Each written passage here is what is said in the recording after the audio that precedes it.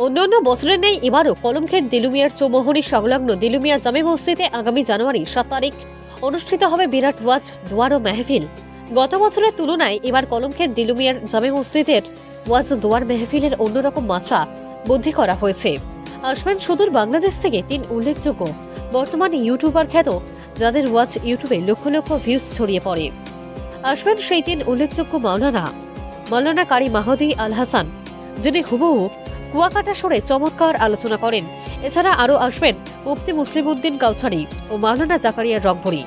আর এই ওয়াজ দোয়ার মেহফিলকে সাফল্যমণ্ডিত করার জন্য আয়োজক কমিটির পক্ষ থেকে সকলকে নিমন্ত্রণ একান্তভাবে কামনা করে।